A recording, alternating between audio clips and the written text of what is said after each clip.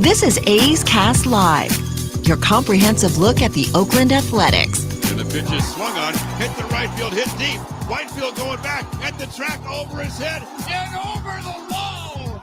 Do you believe that? And 29 other MLB clubs. Ramirez with a drive to deep right, away back, gone. Hey, it's a bomb out there by the Rocks. And boy, oh boy, this third inning is now showtime. It is a Judgian blast. All rise. Here comes the judge. Join us as we take you inside the baseball universe, from humidors to spin rates to game-changing moments. We have you covered. Spend your afternoon with us next from the town, only on A's Cast Live. Here's Chris Townsend. Well, welcome to the Friday edition of A's Cast Live. We have a great show for you coming up. We're going to have the Manager Show with Mark Kotze, Cole Irvin, former left-hander for the Oakland Athletics, now with the Baltimore Orioles, is going to be here. And we have our own Ricky Henderson leading us off today here on A's Cast Live. It's David Force, the general manager of your Oakland Athletics. How are you? That's the nicest thing anybody said about me, calling me the Ricky Henderson leadoff guy. I would have done the intro, but I didn't have my script in front of me. But welcome to A's Cast. I want you to start the show. Well, this is David Force. I've never been here at the beginning to introduce myself, so happy to be here. So you know that in our business, we always put the cart before the horse, Sure. Right? That's what we do. So maybe you can help answer this, because the biggest question that all of us is, where are we going to put the Zach Geloff statue? Are we going to put it on the east side, the west side, Championship Plaza? Where do you think we should put it? Some of these numbers that are coming out are pretty remarkable. I mean, look, we don't sort of keep track of the history and the stats. Like, we're looking at Zach. He's off to a great start. Everybody's happy. But then you see, the quickest ever in Oakland A's history to this, and the first big leaguer ever to this. Like, it's pretty hard to deny what a great start he's had. When they start going to 1900 or 1920, you're kind of doing something pretty good. Yeah, no, the one thing you hope when guys get up here is that they get off to a good start, get some confidence, and get rolling. And I don't remember anybody ever getting off to this kind of start. I understand in the world of front offices, you guys are looking at barrel rates and exit velocity, and you want every ball to be hit hard. But guys that got 3,000 hits and are in the Hall of Fame, not every hit was hard. Yep. But they hit it all over the place, right, for the majority. And I watch him play, just the eyeball test. I see he can go out of the yard to left. He can go out of the yard to right. He can go off the wall in right center, left center. He gets base hits. He flays them into right field. Base hits up the middle. He can turn a base hit up the middle into the It's just so refreshing to watch a player to be able to do it all. Sure. Is that what you always saw in him? Well, here's the thing about like all that stuff you talked about, exit velo, barrel rates, all that crap goes out the door when the guys get here. When they're here, it's results. Like, we use that stuff to project and to sort of set expectations and make trades and evaluate players. Like, when you're here, when you're in the big leagues, you get hits, you score runs, you drive in runs. Yes. Like, the results matter here, and Zach's doing it all. I don't know the average exit velo of all his hits. I don't know the ridiculous launch angle of some of his homers, though I saw the fly ball in Washington. That was crazy. It was. I was there with the team. We're sitting behind home plate, and it looks like a pop-up, and then it goes, and it goes, and it goes. So we don't track a lot of that stuff in the big leagues, because when you're here, results count. And I love how you say that, because we've talked a lot about other teams, how we're seeing it, and they're starting to talk about it right now. It's like something going on with the Yankees we won't even get into, but it's like so worried about certain things that you worry so much about the process, you forget about how to play the actual game. Yeah. I reference like football all the time. We got all these fancy things going on in football, but the biggest play of the game can be 3rd and 1. Right. So it's like the process, I get the process, but it's like we have forgotten that the little things and how you actually play the game, that's what matters. No doubt. And don't get me wrong, like Kotz and his staff do a ton of preparation, and they use all that stuff, and we have matchups and we have numbers, and it's important to prepare and to advance scout and for Kotz to put the lineup together. But for the 26 guys between the lines, like, you don't want them thinking about that. You want them going out using muscle memory to get results.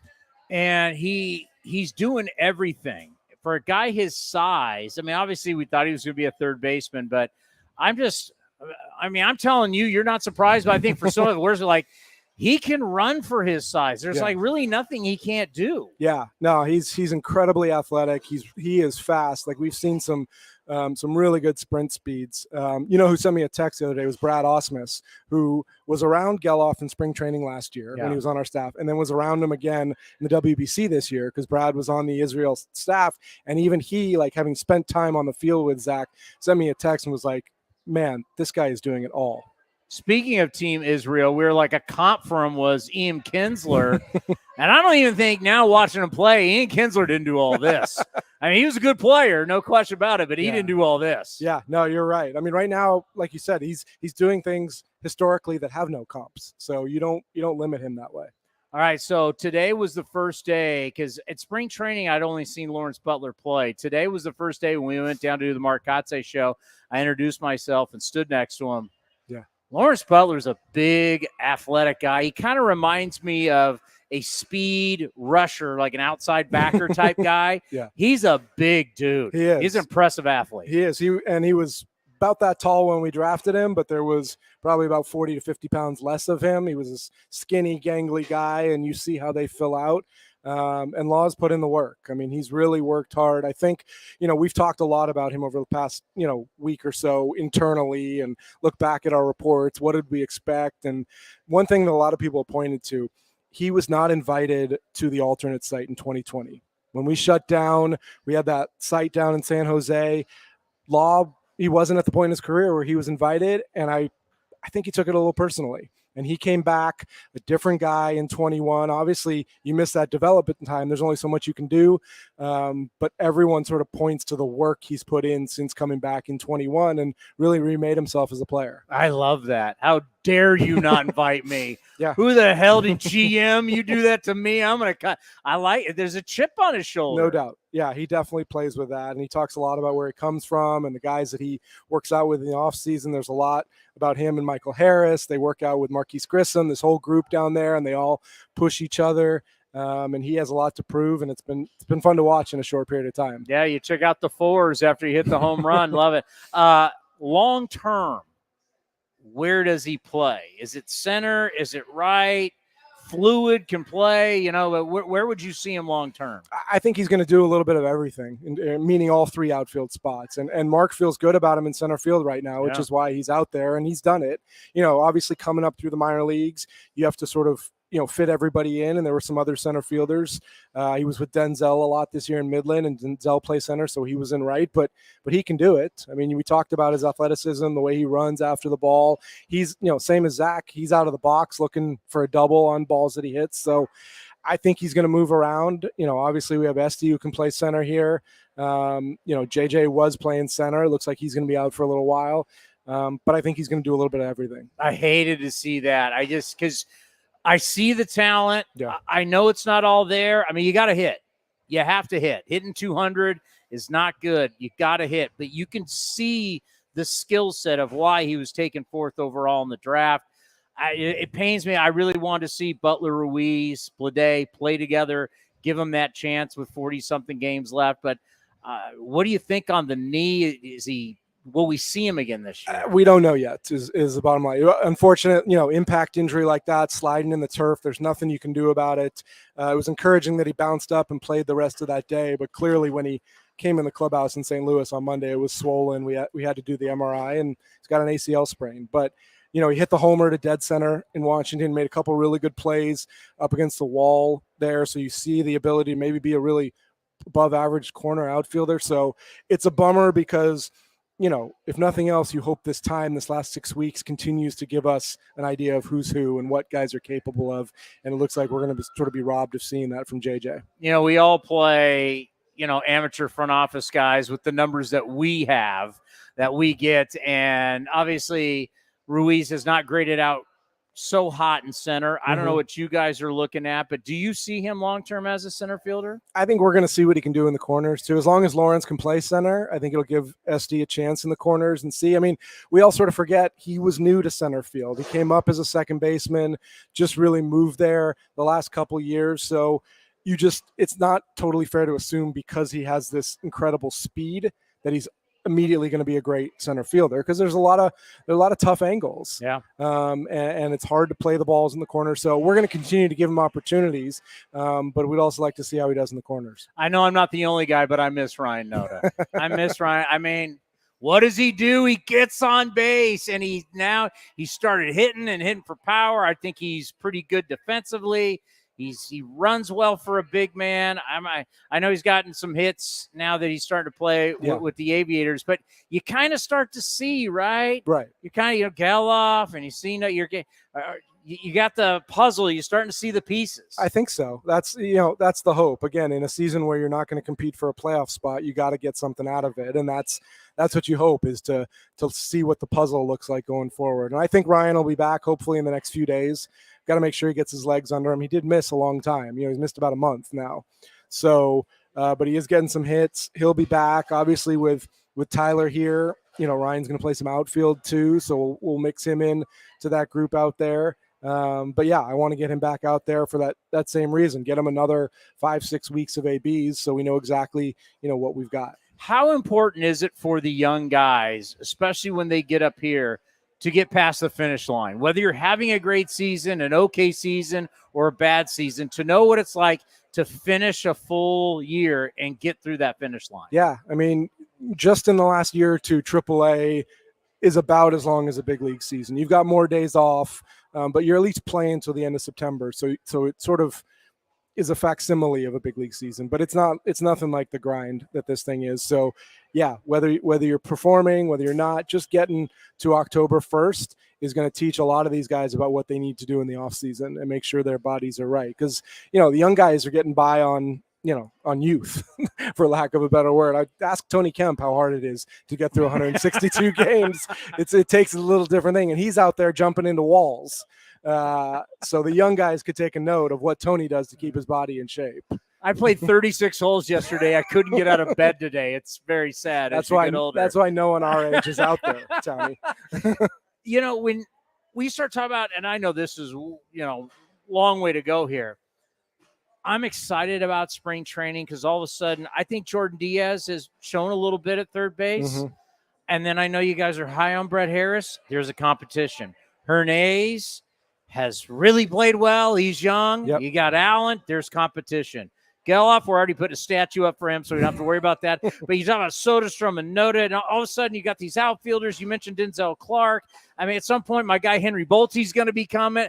I feel like this spring is just going to be a bunch of young, thoroughbred athletes out there battling each other for the big leagues. That, to me, can be exciting. It's a nice thought. I mean, I kind of have to stay focused here. I mean, we've got to get through the day-to-day here. We've got minor league seasons going on. I haven't allowed myself really yet to think about the spring, but there are a lot of guys you think about being there that could make it exciting. I mean, you mentioned Kevin Smith, who gets 3 hits almost every night, it seems like, for Vegas, and unfortunately hurt his back last time he was here, but hope to get him back here to get some more ABs. So I mean, the position player group is good. Obviously, there's a whole other side on the pitching where we've seen some guys really take steps forward this year, which is encouraging the rotation.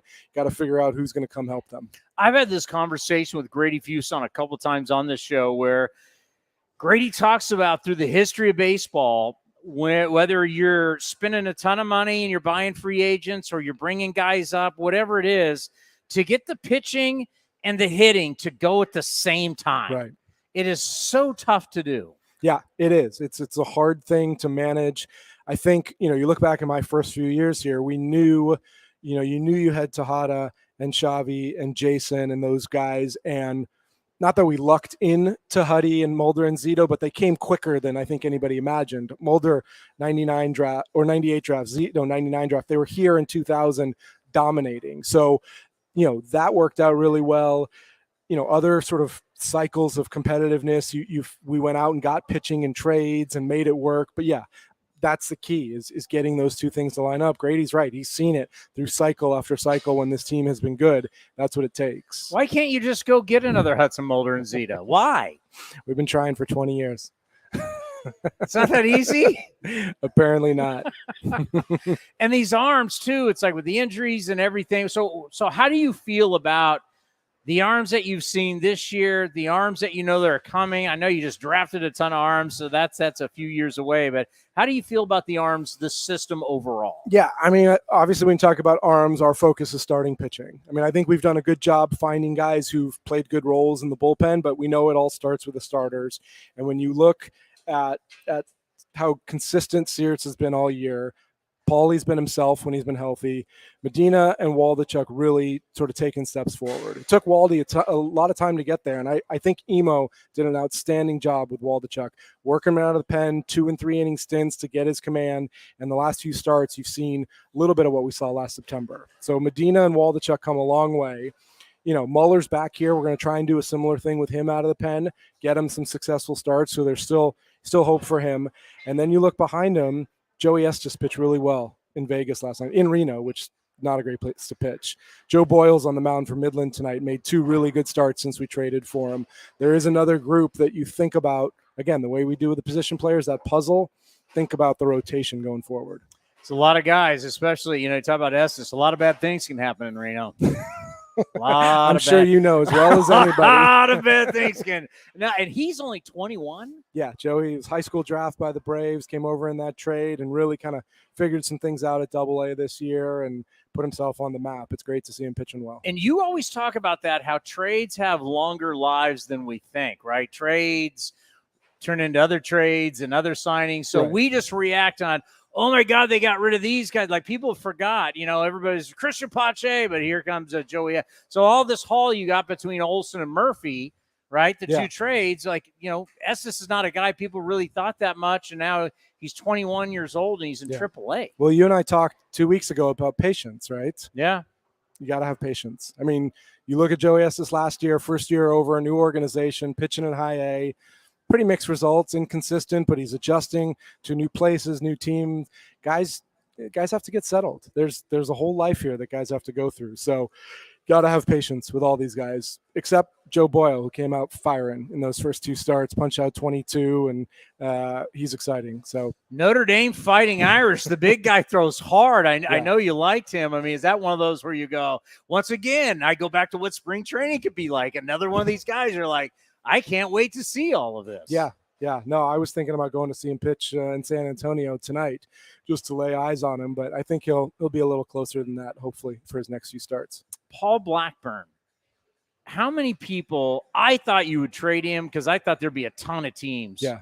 Because knowing that there wasn't a lot of movement and just because we know him, if I was a contending team, and I talked about this, how it's not always the innings you may get in the postseason. Sometimes you need those innings to get you to the postseason. Right. I would, if I was a GM, I would trade for him. How many people did come calling for Paul Blackburn? I mean, without going into the specifics, it obviously wasn't enough to motivate us, whether that was the quantity of teams or the quality of the conversations. I mean, Paul's very valuable to us. And I think we recognize with as many young pitchers as we have. And look, we started the year essentially with 5 rookie pitchers, and it was really hard.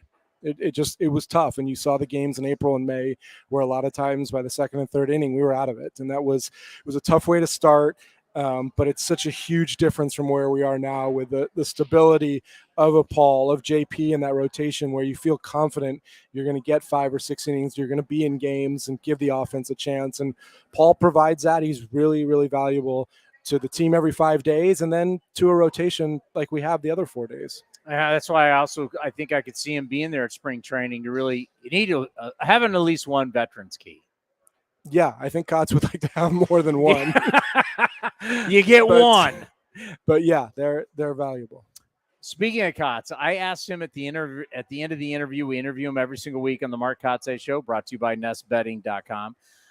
I asked him after we went through everything, I finally said, you know what, everybody's always asking you about how are you doing?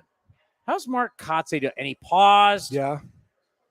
I mean, for you got to kind of, I think, help these coaches are grinding. It's not easy. How much do you have to check in and like, hey, man, how you doing? How's everything going? How's the family? How's the kid? I mean, how much do you have to do that? Yeah, a lot. Do you have to? I mean, I'm curious what Mark's answer was after his long pause. What time, Cody, is the Mark Kotze Show? 5:30. All right, 5:30. I'll tune in to find out. Yeah, there's a toll. There is a day-to-day toll on Mark, on the staff, on these guys going through this because they work their butts off all day long, and then most nights they don't have a lot to show for it. You got to find positives. We talk about that every week. Mark and I try and find positives every night to take away, but it takes a toll. These guys are away from their families. They're putting in long hours. It's obviously more fun to win, so it is nice to check in as much as I can. All right, let's end on this, because in the past, like when the team was trying to get into the postseason and get ready for the postseason, you would say, our work is done here. Like there's nothing else you can do, right? The trading deadline, the old waiver process. But now it's it. There's nothing you could do. Well, what happens now? What for you, what do we have, 40, 41 games left, whatever? What's left for you here for the rest of the way? There's a lot of evaluating of our own guys to do. And here and in Vegas and Midland, I'll make sure to get out and see those guys again, hopefully before the end of the year. But we are evaluating, trying to figure out who's here for the long haul. Who can we count on? What exactly do we have? We got a busy offseason ahead of us, hopefully trying to fill some holes. But we're going to spend 40-plus games watching closely. I'll tell you what, when I fill out every Geloff and I Soderstrom and I put it in my scorebook, I asked Kotze about filling up the lineup with the young guys. He says he gets excited. Yeah, we get excited. I mean, this is – no matter what has happened this year, the young guys, it's bringing people in. We're seeing our numbers are up. Yeah. Our data's up. And the young guys bring excitement. Well, let's remember, they don't just show up here magically. They were scouted. They were developed. There's, that's what the organization is here for, to get these guys here. I know it's hopefully rewarding to those two groups of people to see them here, to see scouting and player development pay off. And that's what they tune in for the last 40 games too. So everybody organization-wide, I think, is a little encouraged, is a little sort of boosted up by what's going on right now. So Geloff statue, you wanted it where? Out on Championship Plaza, right? Championship Plaza. Yeah. We'll have you vote, athletics.com/vote. David Force joining us right here on A's Cast Live. This is Chris Townsend and Commander Cody for Link Soul. You got to go to their website right now, linksoul.com. The new polos are unbelievable. New colors, lighter weight. We got our new summer shipment, Cody. I couldn't be happier. I look better, all thanks to Link Soul. So we're talking about new polos. You can check out their shorts, anything you need for summer. They have it right now. When you go to their website, they've got a smoking summer deal. Go to linksoul.com. That's linksoul.com. Need some new summer swag? We've got your style covered. Get to the game early before we take on the Baltimore Orioles on Sunday, August 20th, and leave with your very own reversible A's t-shirt hoodie presented by Cal State East Bay. Hit hard toward right field, has some carry. Back is Tucker, taking a look at the wall, and it goes for Zach Geloff. How about that? Geloff drives it the other way. Get your tickets today at athletics.com/tickets. That's athletics.com/tickets. If you're looking for a new mattress, Nest Bedding has you covered. Sleep on the same mattress Hall of Famer Ricky Henderson sleeps on. Nest Bedding is the #1 brand of online mattresses and the Bay Area's favorite mattress store. Take home the Easy Breather pillow. The New York Times calls it their #1 pick. You can navigate their easy-to-use website, nestbedding.com. That's nestbedding.com. Green and Gold fans, use the coupon code Oakland and you get 10% off your entire order. Nest Bedding, love where you sleep. Chevron with Techron has unbeatable engine cleaning power, and it gives you unbeatable mileage for all kinds of unbeatable destinations, like time in the sun at the beach, or time in the sun riding roller coasters, or a day in the sun hiking mountains. Well, probably just one mountain would be enough for a day, but hiking a mountain is still an unbeatable choice for how to spend time. Download the Chevron app now to get unbeatable mileage at locations near you. This is Chris Townsend, and if you're looking for a great place to eat and watch games, go see my friends at the Chicken Pie Shop at Walnut Creek. The Chicken Pie Shop is one of the hottest restaurants in Walnut Creek. You're not going to find a better menu, and come try their world-famous chicken pie that has been served in Southern California for 86 years. Spacious indoor and outdoor dining, perfect for your next private party or corporate event. Don't forget free parking. For more information, go to chickenpieshopwc.com. That's chickenpieshopwc.com. It's Kids Cheer Free all summer long. Bring your kids ages 14 and younger to the ballpark on Sunday home games for free. After the game, race around the bases with Stomper on the same field that your favorite A's players do. Get your tickets now at athletics.com/kidsfree. Watch parties aren't what they used to be ever since we got Xfinity. Now that kids can easily stream all their favorite stuff, they just have to worry about what's on the charcuterie board. Are these just cut up hot dogs and spray cheese? The best way to stream your favorites is on the Xfinity 10G network. Now through September 6th, get Xfinity Gig Internet for $25 a month for 2 years with no annual contract when you add Xfinity Mobile. Switch today. Requires paperless billing and autopay with stored bank account. Restrictions apply. Taxes and fees extra. Xfinity Mobile requires Xfinity Internet. After promo, regular rates apply to internet service and Wi-Fi equipment. Actual speeds vary. Summertime is golf time in the Bay Area, and that means it's time to enjoy the beautiful vistas, 27 holes of championship golf, and all the amenities that Cinnabar Hills Golf Club has to offer. Cinnabar Hills gives you a variety on the course and in their amazing grill. They're ready to give you an incredible experience for any family, business, or social gathering. Nestled in the quiet hills of San Jose, summertime fun awaits you at Cinnabar Hills Golf Club. Learn more at cinnabarhills.com. That's cinnabarhills.com. This is the way to see your favorite Star Wars characters take flight. Get your tickets for a one-of-a-kind Star Wars-themed drone show presented by Chevron Texaco Rewards on Saturday, August 19th. May the Force be with you as you head out to the ballpark for this matchup against the Baltimore Orioles, followed by a dazzling post-game light show in a galaxy not so far away. You won't want to miss this. Get your tickets today at athletics.com/drone shows. That's athletics.com/drone shows. Hey, Billy, this deck is great for getting everyone together. Thanks. We're really enjoying the outdoor space, especially on a day like today. What's the material? Humboldt Redwood from Ashby Lumber. They gave us a great deal, provided us with a quick quote, and we couldn't be happier. We even found a great contractor through their online contractor directory. Don't miss a day outdoors. Visit Ashby Lumber in Berkeley or Concord to see our stock of naturally strong, naturally beautiful Humboldt Redwood. Find out more at ashbylumber.com for all your building needs. Ashby Lumber. Innovation is at the core of Cal State East Bay, like at our Green Biome Institute, where faculty and students preserve genetic information from California's endangered plants, or how we open doors for local entrepreneurs at our Small Business Development Center. From educators to nurses to STEM professionals, Cal State East Bay has real impact throughout the region's neighborhoods, boardrooms, and the entire economy. Be part of the innovation. Connect with Cal State East Bay at csueastbay.edu/impact.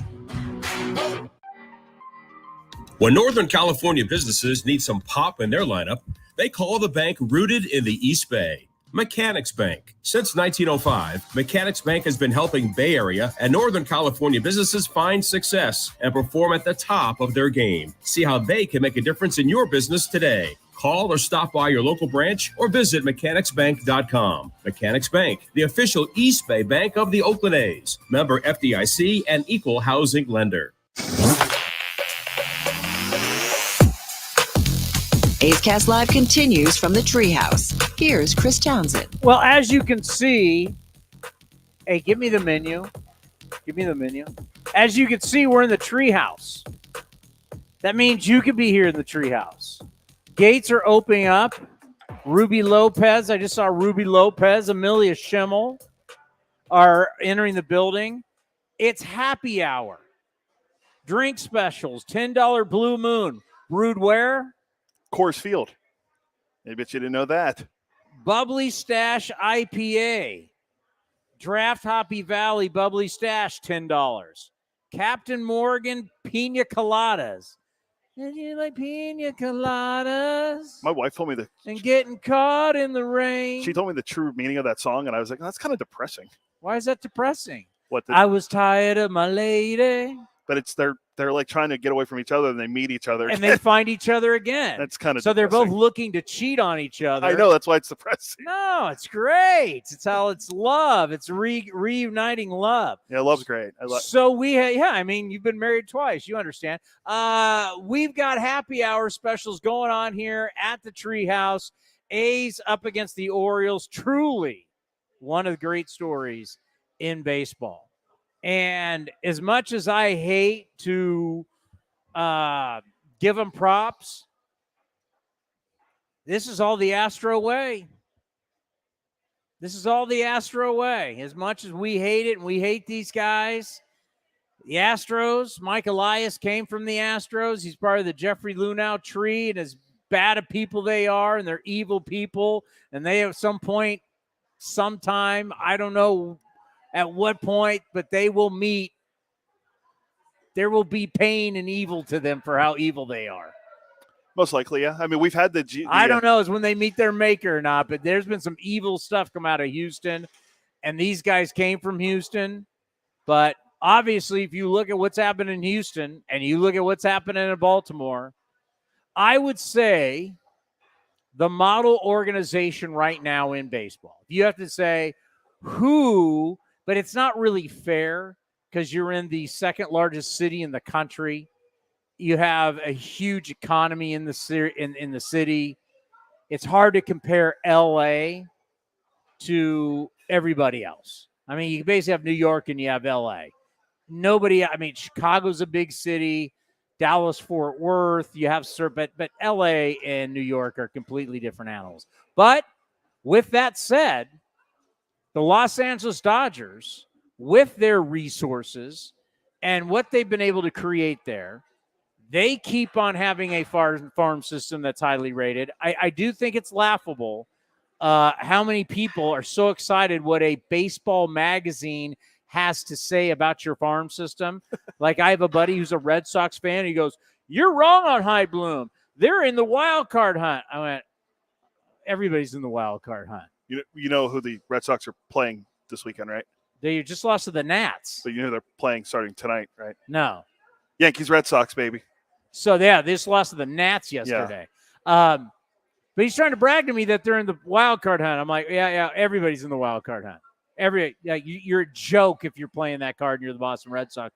Well, Baseball America just rated us. It's a baseball magazine, right? Well, they're not really a magazine anymore. You go to they're online. Yeah, online public. MLB.com. Oh, if that's what you're hanging your hat on is what outsiders think of your organization. It tells you a lot about our game. The unknown, we've gone over this a lot. The unknown is so great. It's not always as great as you think it's going to be. But anyway, Baltimore, they did make it happen. Because whether you're picking first, third, 12th, 28th, second round, third round, it's got to work. And Baltimore has made it work. And they've made decisions that have gotten them to where they are now, to where they lead the AL East. Yankees are crumbling. They're absolutely crumbling. And there is such dysfunction with the Yankees. If we have time, we will get into it today. This stuff's going viral.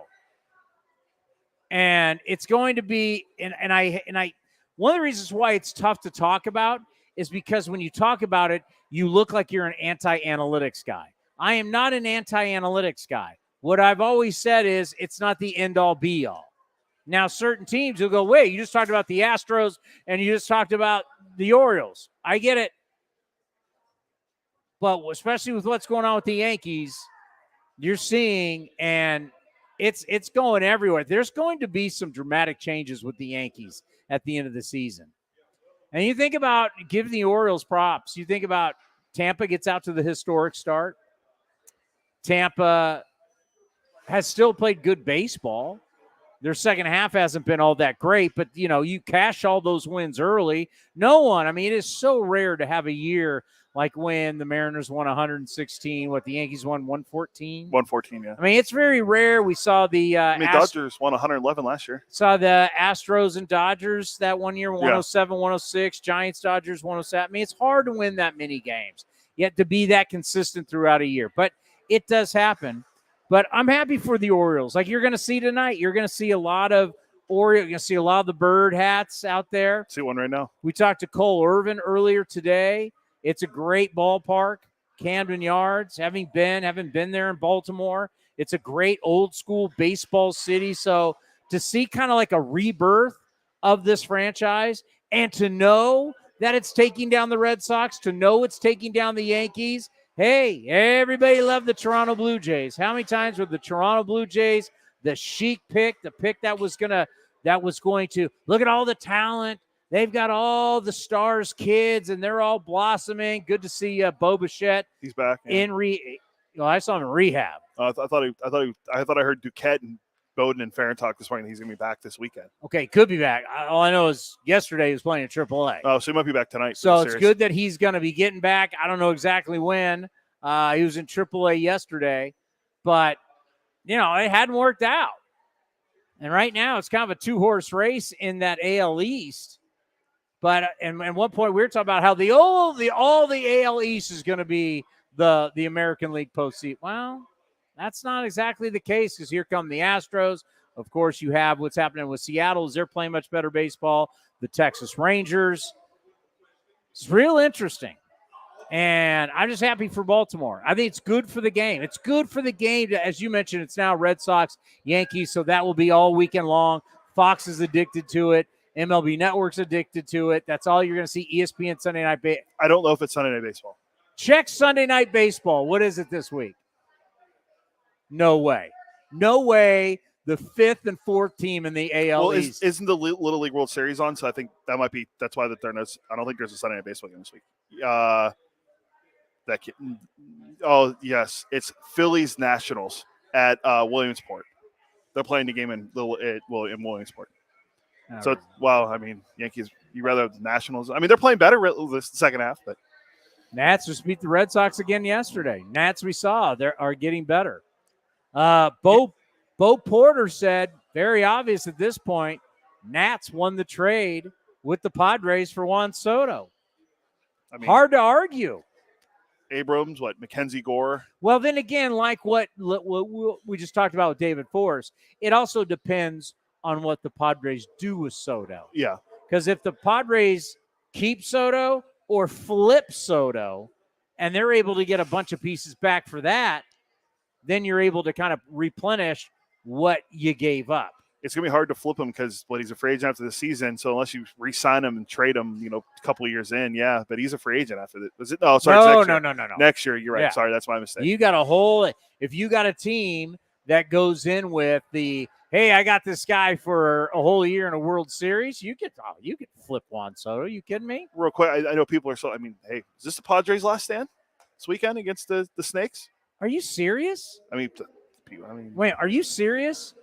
People are still asking that? Yeah. They still think Padres. I Bob Melvin still thinks Padres. You're behind the train, bro. Everybody's put that. Nobody out there still thinks this is the last stand. Nobody. Farron, Duquette, and Bowden talked about this morning. No. I listened to them too. There's no way they said this is the last stand. Farron asked them. He goes, "This is the final stand for the Padres." Asking it doesn't say someone said it. Exactly. That's why I asked you. Is it the final stand for the Padres? No.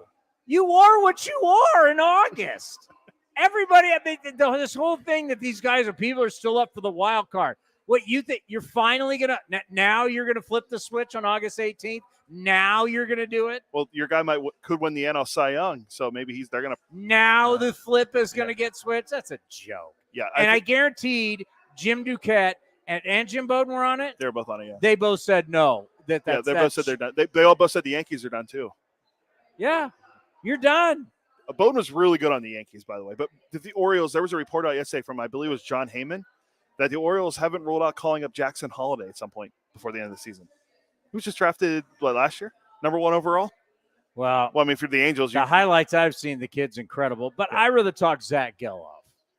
These numbers on Zach Geloff, I mean, everywhere you go, he's one of just 4 players in the last 85 years with at least 20 extra base hits in his first 28 career games, joining Bo Bichette, Will Smith, and the Sanchez, the Sanchino. Gary Sanchez, the first athletic, 20 extra base hits, 20 runs in his first 28 games. He went 4 for 5. Oh, by the way, the last game, I know we just had a day off. If you were able to tape the last game, I tape every game on my DVR. That is the game Wednesday you keep. What was it, the 4th shutout, I want to say, we've had this year? Yes. This is the game that when you're jonesing for baseball, like when football starts to end, let's say you're getting past Christmas. Into January. You're getting into January and you got bowl games and the national championship game's over and you got that lull in between the Super Bowl, or you're getting into late January, maybe early February, and you're jonesing for baseball. You're thinking about spring training. You're listening to A's Cast. We're getting you ready for spring training. Maybe we've been to fantasy. Whenever it is in January, February, I should say, that you're jonesing for a little baseball, that is the game that you put on and watch. From this season, I don't know what the rest of the season is going to look like, but that game where all your young guys did at least something, Geloff, what he did, 4 for 5, that is the shutout. That is the game last Wednesday you put on to satisfy your baseball itch in the offseason. I mean, Tyler Soderstrom didn't even start in the game, comes off the bench, and it's a home run. Lawrence Butler had a hit in the game, didn't start as well. So you got to see a lot of the young guys, but Geloff, the incredible start, 4 for 5 in that game. It's been impressive. 2 doubles in that game too, right? Homer and 2 doubles. Well, the one double was a ground ball, kind of up the middle. He turned into a double. I mean, it's like his size, his speed. Last 10 games, he's hitting 400, 3 home runs, 7 doubles, 8 RBIs. He is the only – have we figured out athletic or just we'll say Oakland athletic? We're just saying Oakland athletic because, remember, when you say athletic, you're going all the way back to Philly, and I think that the interns were like, we're not going past 68. We're doing right. You said 60. You old men, we're not going past 60. I agree. Divisional era they're doing. We're not going into the 40s and the 30s. The only Oakland A, 6 dingers, 8 doubles, 6 stolen bases, 1 triple, 8 walks in his first 25 games. Let's go over that again. Just 25 games. It's a couple weeks. 6 dingers, 8 doubles, 6 stolen bases, a triple, and 8 walks. That's incredible. Yeah. That in the NBA is what's called filling up the stat sheet. Yeah. He does absolutely everything. He's good defensively. He can run. He's smart. He's got baseball smarts. As we learned from Eno Saris in their analytic conference, that people are starting to call out going, hey, listen, everybody might understand the process, and we want to hit the ball so hard. I got something for you on that. Remind me. We all want to hit it so hard and the barrel rates and all that kind of stuff. We got so many guys that they don't know how to play the game. We're not testing their intelligence as in school smarts. We're testing their intelligence as in street smarts. And so many different guys. I still can't get over that play in Washington. Kisner, their guy. Oh, yeah. Pop fly into left field down the left field line. Yeah. What do you do when you're on third base and the ball goes in the air less than 2 outs? Tag up. You go back to third. Oh, yeah, but I'm saying yes. You go back to third. We went over this the other day. Their guy, he's back looking, and then realize Tony Kemp catches it. He's now has to get back. And Tony Kemp, great baseball awareness, does have baseball IQ, pops up, throws him out at third. You're supposed to be tagging when Tony Kemp catches it and he's sliding on the ground. You go. Because there's no way Tony Kemp was going to have enough to put it on the ball to get you at home. Yeah. But you get, instead of being a run, you got doubled up. That is idiotic. That's some of the stuff that we've been seeing in baseball. It's crazy how these kids, and what Eno Saris was talking about from the analytics conference was there's some people talking about, hey, you got analytics, but the problem is you got outfielders and everybody's got a card. So these guys never really learn where to line up, how to position themselves, how to read batters, to know what their pitchers pitch. Because great outfielders, they understand their pitcher. They understand the hitters. They can kind of project themselves where they think the ball's going to go. But if you just grow up looking at a card and, okay, go to position 4, you never learn how to really play the position. So there's all kinds of that going on, which, by the way, we can get into. But Geloff has been an amazing start. And we decided where the statue's going. We haven't decided yet. That's why we want you to vote. Athletics.com/vote. Which, of course, that's going to take you to the voting for the A's Hall of Fame. I already customized and bought his jersey. It's going to be here soon, and then I'm going to tell the organization, David Renetti, we need to put number 20 up there next to Stu and Eck. I mean, I'm going that far already. Well, what's his jacket size? His green jacket for the A's Hall of Fame. Well, it's a good question. You got to measure those arms, make sure they're He's the same. a decent sized kid. It's not going to be standard. Yeah. Just saying, there's things that we got to work on. Do we need to call our buddy at the Baseball Hall of Fame and find out where we can get him? I'm not putting him in Cooperstown yet. I'm not putting him there yet. I'm putting him in the I'm getting the statue ready. Oh. We got to get the verbiage for the plaque. I'm not ready for Cooperstown. You were ready to tear down Scott Rowland's plaque. I'm not. I'm not. If you gave me a crowbar, I would go in and take Scott Rowland's plaque off and put Zach Geloff there. Yeah, I said it. How just disrespectful is that? And the only person you take out is Scott Rowland. You're like, yeah, I just have no. I'm going over to Bill Mazeroski. Whoa. I'm taking off that plaque because you don't deserve to be there. He hit bigger home runs in the World Series than Scott Rowland did. I'm taking a crowbar to that guy's and putting Geloff there. And then I'm going to have to, what horse, what outfielders in the Baseball Hall of Fame? Because that might be where Butler's going. So who are you tearing down for Soderstrom? It's kind of tough to say. There's not really. All outfielders are pretty legit. Yeah, they're up. Yeah, I don't know if there's a. Bill Mazeroski, you're coming down, my friend. Zach Geloff going to put his. Who was the one? Oh, did he? Who was the one who won it most recently? Was it Raines or Baines? Which one went in recently? Harold Baines. And everyone was like, should he be a Hall of Famer? Let's tear his down for Lawrence Butler. Easily. There you go. Former Harold Baines. See, figured it out for you. Yeah. Right, I'm going to the crowbar. Chris Townsend arrested in Cooperstown, New York for taking plaque. I'm not stealing them. I'm just taking those down because they shouldn't be there. Lawrence Butler, we got to see old Lawrence today. I went up and introduced myself to Lawrence Butler. You want to know why A's Cast works in so many different ways? I go up and introduce myself because I'd only seen him at spring training. I'd only been up in the press box. I hadn't gone down. I go up and introduce myself. He goes, I know who you are. I watch you. Lawrence Butler watches A's Cast on YouTube. He watches the stuff. So I must be, and I don't know if they watch the full show, they watch the interviews, what they do, but I'm now starting to assume that all our minor leaguers are paying attention to what's going on with the big club through us. Yeah. That and from the stuff we put out on social, sorry, I was going to say Twitter, but what we put out on X, it sounds so. We can't say Twitter anymore. It's called X now. It feels so wrong to say X because it sounds like you're talking about like a drug or something. I don't think everybody really knows it's called X.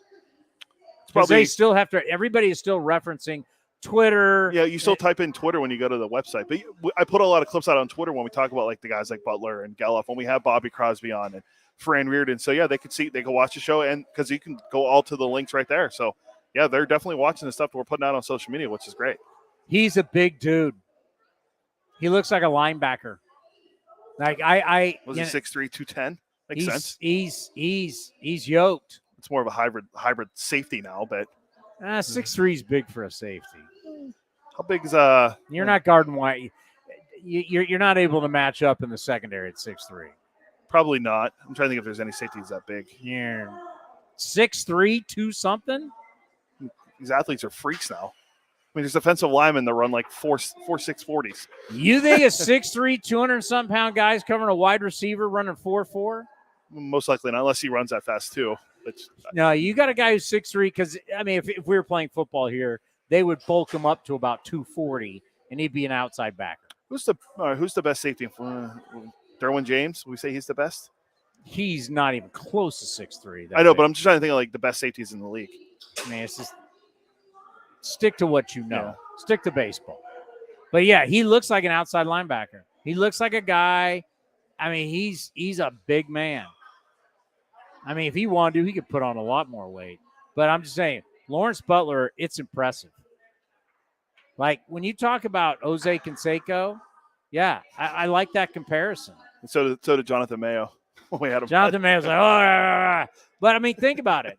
When you're talking about bringing up a man with tremendous size, now Canseco's a lot bigger. He's around 240. He's like a middle inside linebacker, an old middle. Like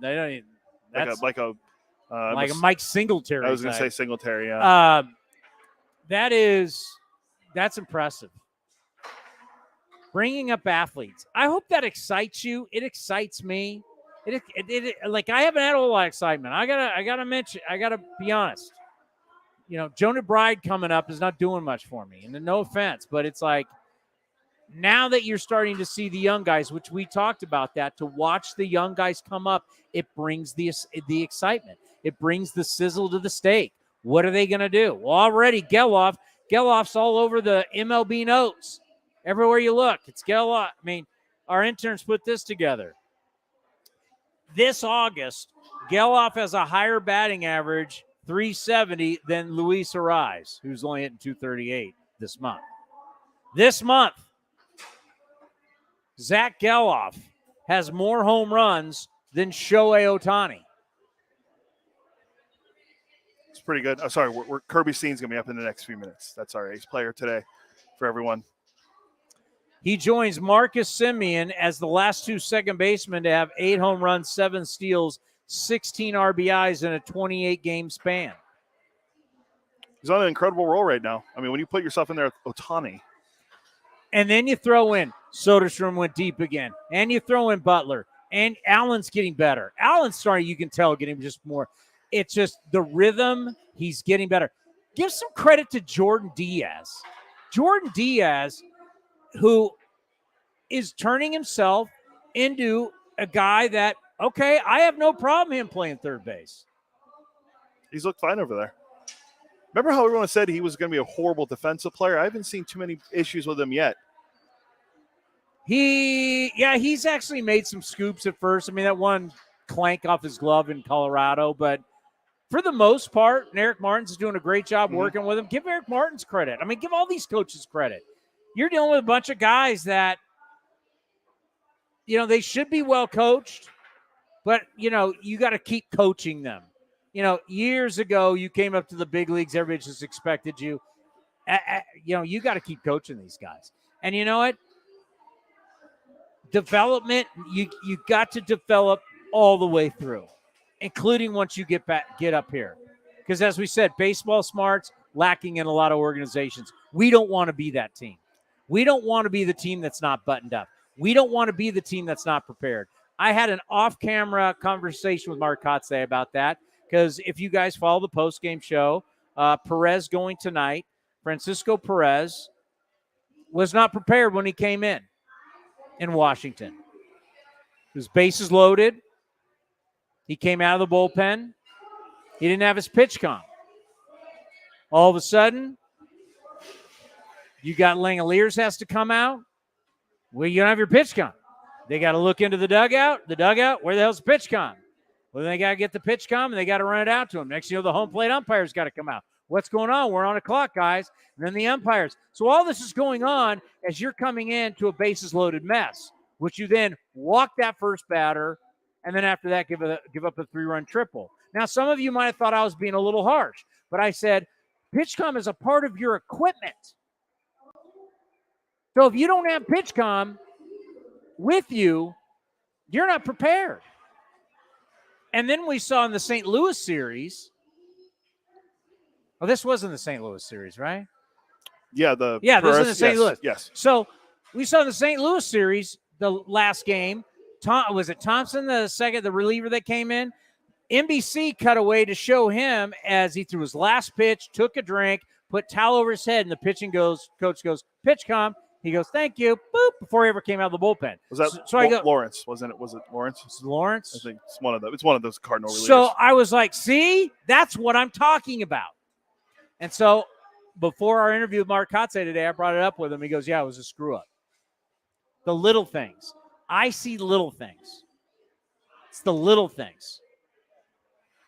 And you don't have to be talented to be buttoned up. You don't have to be talented to be prepared, and you don't have to have talent to hustle. All of that is on you as an organization, on you as a coaching staff, on you as players. You could go 0-162, but you can still show up on time. You can still hustle, and you can still be prepared. And that's what development is all about. What do we got going here? Oh, yeah. Just letting me know that Sneed's going to be in a few minutes. All right, why don't we break? Yeah, all right. All right, coming up next, Kirby Sneed is going to join us right here in the treehouse. It's A's Cast Live. This is Chris Townsend and Commander Cody for Link Soul. The new summer colors and prints are in stock. The new polos, lightweight, all the colors you want. Fabulous. We got our new order. My wife is so happy that I'm dressing so much better. All thanks to Link Soul. You name it, whether it's polos, whether it's shorts, anything for your summer needs. You need to revamp your wardrobe. You go to linksoul.com, and they got great summer deals. Go to linksoul.com. That's linksoul.com. If you're looking for a new mattress, Nest Bedding has you covered. Sleep on the same mattress Hall of Famer Ricky Henderson sleeps on. Nest Bedding is the #1 brand of online mattresses and the Bay Area's favorite mattress store. Take home the Easy Breather pillow. The New York Times calls it their #1 pick. You can navigate their easy-to-use website, nestbedding.com. That's nestbedding.com. Green and Gold fans, use the coupon code Oakland and you get 10% off your entire order. Nest Bedding, love where you sleep. Need some new summer swag? We've got your style covered. Get to the game early before we take on the Baltimore Orioles on Sunday, August 20th, and leave with your very own reversible A's t-shirt hoodie presented by Cal State East Bay. Hit hard toward right field, has some carry. Back is Tucker taking a look at the wall, and it goes for Zach Geloff. How about that? Geloff drives it the other way. Get your tickets today at athletics.com/tickets. That's athletics.com/tickets. Chevron with Techron has unbeatable engine cleaning power, and it gives you unbeatable mileage for all kinds of unbeatable destinations. Like time in the sun at the beach, or time in the sun riding roller coasters, or a day in the sun hiking mountains. Well, probably just one mountain would be enough for a day, but hiking a mountain is still an unbeatable choice for how to spend time. Download the Chevron app now to get unbeatable mileage at locations near you. Streaming from the East Bay, A's Cast Live continues with Chris Townsend. Kirby, good to see you. How are you? Good. Doing well. Kirby Sneed with us here, A's Cast Live from the Treehouse. Now, you guys are always out there shagging out there during BP, and you know, and you've heard about this Treehouse. Now you get to see what's rocking up here. It's sick, man. I first time, obviously, but I've seen it through video and pictures, but to see it in real life is pretty sweet. Yeah, you know, the thing is, it's like you guys end up coming up. It's too bad you can't partake. Maybe one day we got to get you up here and partake. Number one thing for you, for me, how does it feel to be healthy? It feels great, man. You know, this spring was my first real injury in baseball in general. You know, from the time I was 5 years old until now, I never really missed any time in a season with an injury. So I think just trying to take it day by day really was just the main focus. You know, I really was just the whole time I just want to get out there as quick as possible. But, you know, obviously my body wasn't letting me. So I think just trying to, you know, take the proper steps to, you know, get back here. And obviously I'm back and just ready to help us win some games before the season ends. Yeah, you end up learning some things about yourself when you're out, when the game is taken away from you. Yeah. What were the things that you did learn about yourself? I think just trying to clean up delivery-wise a little bit. You know, I think last year, you know, I think I was just trying to learn the game and just learn, you know, what life was like up here in the big leagues. And I think just taking little steps here and there, you know, nothing drastic, but just little cues here and there that just helped me, you know, mentally and physically, just both trying to just, you know, get better on and off the field. Obviously, I wasn't going to be on the field for a while. Yeah. So I think just trying to, you know, learn more about myself and how I do things and how I approach hitters and how I approach the game. I think just, you know, just sitting, obviously I had a lot of time on my hands. So just, you know, taking it as much in as I can while I was out, just trying to, you know, obviously when I got back here, just be ready to go. I like that. You better yourself mentally. Yeah. That's huge. Yeah, man. And you've seen it paying off for you? I do. Yeah. You know, I think the thing was, you know, with last year, you know, obviously getting traded over here, I think there was a lot of days I put a lot of pressure on myself to perform instead of just going out there and trying to, you know, obviously it sounds cliche, but just try to have fun, you know, try to go out there and just get outs. And I think I was trying to, you know, I was creating scenarios in my head that weren't even there, you know? Yeah. So, so I think just trying to, you know, take it day by day, like I said, and just enjoy it, you know, really just enjoy it, you know? Yeah, that's it. Talk about how when you do get traded, it's like a different deal. Like you get raised in a certain organization and then all of a sudden you come and it's all new teammates, it's all new coaches. Just talk about that process of kind of reproving yourself in a way. Yeah, no, that's definitely what it was, reproving myself. You know, I was with the Blue Jays from 2016 on until last year. And then, you know, I built my way up with them and, you know, I had a lot of good, relationships and just people that I, really enjoyed being around over there. And then, one day I go to the field and they tell me that I'm heading to Oakland. And that morning I woke up in Florida. I spent the night in Arizona. So, and, I think the main thing is just staying true to myself, really. Obviously we have a lot of great people over here that I truly enjoy being around. So it was an easy transition with that. But I think, like you said, just trying to reprove myself. I think just that added pressure of trying to reprove myself, when really there was no, they just wanted me to come over here and do my thing. So I think I'm slowly getting back to that. But, I'm just happy with the opportunity that they gave me. Kotsay just did the talk to you guys about finishing strong, finishing the season, getting across that finish line. Yep. You had the nice game, obviously, in St. Louis to close it out. Just what do you think that message sent to you guys, and how was it received? I think it was received well. It's been a long season for a lot of people, especially me, just with the injury and everything. Just for me to be playing right now, it obviously is great. Like, I'm so excited, just to finish this season healthy. But I can only speak for myself. But I think as a group, trying to finish this season as strong as we can is important, just for building a culture next year. Just trying to go out there and do the best we can, obviously, each day. But I think, for me, I think just trying everyone to become a group more. There's a lot of times during the season where you're focused on individual goals and individual things, but I think the main thing that we need to do is just come together and play as a team. And I think everything will take care of itself when we do that. Geloff, Butler, Soderstrom, all the young guys. Yeah. For you, watching these you were a young guy at one point. Watching these guys, what's it like? I came up with Vlad and Bo and Kevin and all those guys with the Jays, and I think that this group is just as talented as those guys. I think just watching them play in AAA for the weeks that I was there, it's a special group, no doubt. And I think that the way they approach the game is it's pretty mature for a 23-year-old. When I was 23, I was still in the minors learning it. They're here, they're here, and they're proving themselves. And so I think it's just only going to get better from there. You cut the hair. I did. Yeah. Like, how tough was that? Because it's your hair. Oh yeah. So the main thing that I tell, the day I cut it, the next day was when I got hurt in spring. So I kind of, everyone says I lost my strength a little bit, but I loved the hair, but I don't know if I'll grow it back out again. It's just too much time, too much work. How long did that take?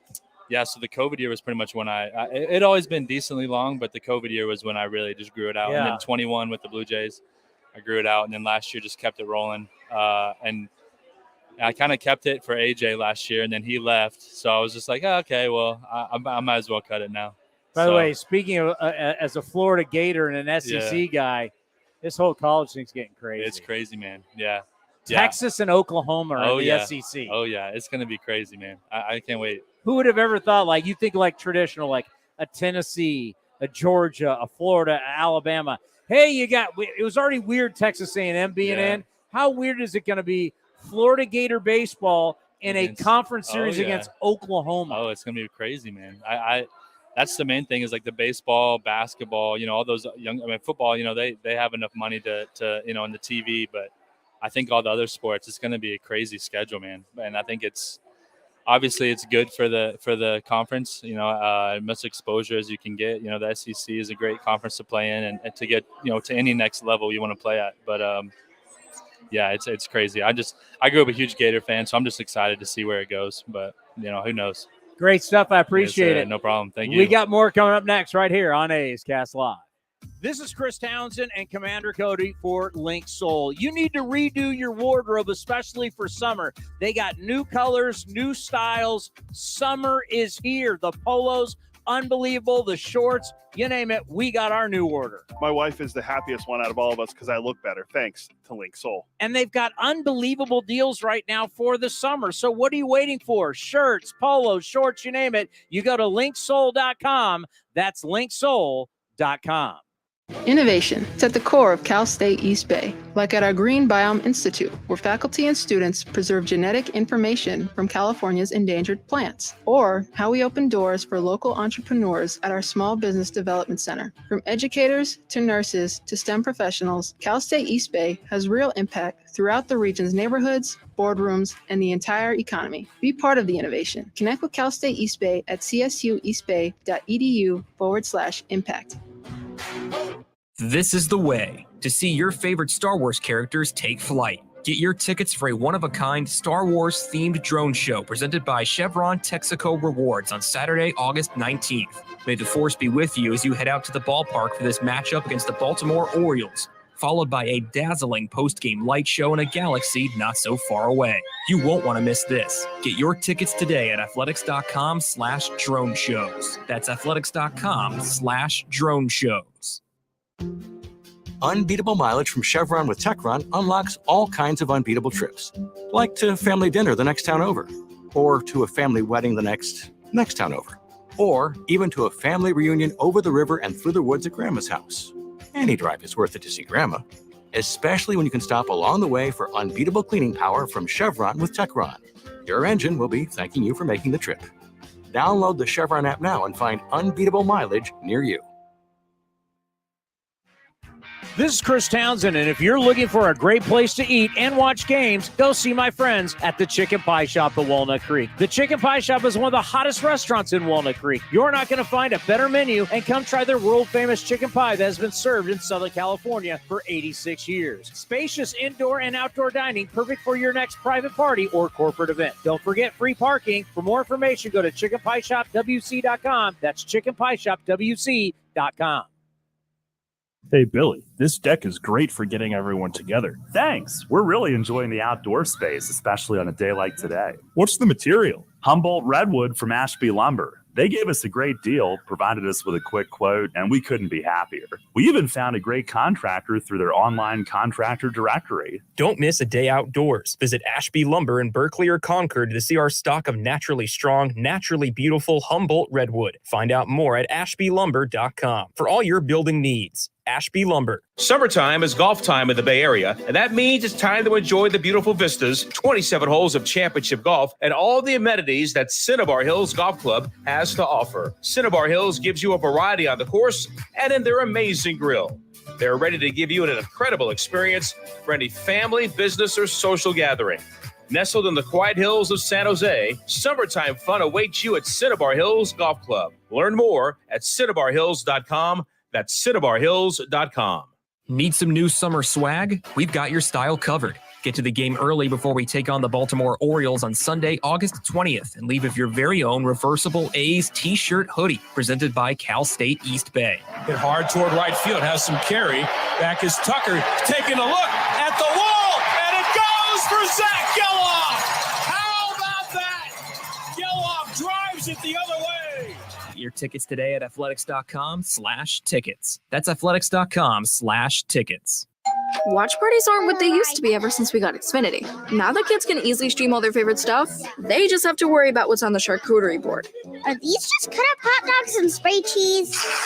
The best way to stream your favorites is on the Xfinity 10G network. Now through September 6th, get Xfinity Gig Internet for $25 a month for 2 years with no annual contract when you add Xfinity Mobile. Switch today. Requires paperless billing and auto-pay with stored bank account. Restrictions apply. Taxes and fees extra. Xfinity Mobile requires Xfinity Internet. After promo, regular rates apply to internet service and Wi-Fi equipment. Actual speeds vary.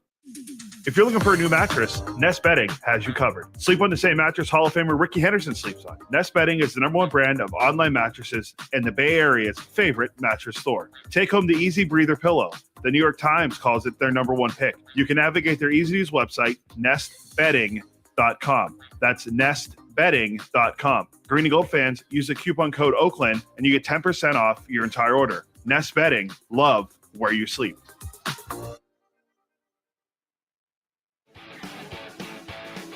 Calling all kids. It's Kids Cheer Free all summer long. Bring your kids ages 14 and under to the ballpark on Sunday home games for free. After cheering on your green and gold, race around the bases with Stomper on the same field that your favorite A's players do. Get your tickets now at athletics.com/kidsfree. That's athletics.com/kidsfree.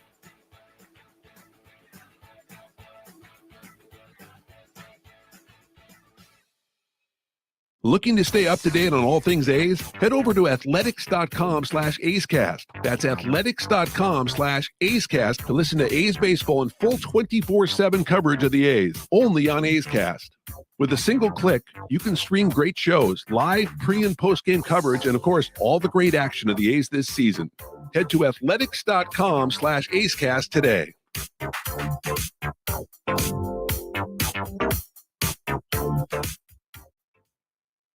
A's fans, there is no better way to stay in touch with the A's and even our players than following us on social media. Just head over to athletics.com/social. That's athletics.com/social for a full list of our social coverage, from player accounts to Twitter handles and more. Now is the time to stay in touch. Head over to athletics.com/social. That's athletics.com/social today. A's Cast Live continues from the treehouse. Here's Chris Townsend. You know, we ask all these guys, and we're going to do it with Cole Irvin coming up next, too. The college thing means a lot to him. I mean, it means a lot to me. I love my university. I love San Jose State. I came here as a kid, and I grew up as a man. I love my time going to school at San Jose State. I love playing baseball at San Jose State. I met my wife there. I've lived in San Jose the whole time. I've lived in how many years is that now? Well, you went early 90s, right? So you figure it's what, 32 years? So my entire adult life has been in the Bay Area. And so these guys, you know, Cole Irvin, you're going to hear. Cole Irvin loves Oregon. It's where he went to school. Kirby Snead loves Florida. He's a Gator. Grew up a Gator fan and then went and starred with A.J. Puck for the Florida Gators. Did they make the College World Series? They're in the regionals. I'd have to look. I think Pete Alonso, the Polar Bear, was on that team too. The Polar Bear was on that team? I think, was it Brady Singer was on there? There's a lot of guys on Is he still a Met? As of now. He's been kind of bad recently. Like, he's been in a slump. He was on the highlights last night. I don't remember. The Mets won again last night. Yeah, it was a short. It was a small card yesterday. Yeah. Dodgers with it. Yeah, you keep telling me the Dodgers aren't the team in the West. You're telling me your Giants, your Padres. How's your Snakes working out? Your boy Kapler got suspended for a game. How about his back and forth with the KNBR reporter? That was interesting.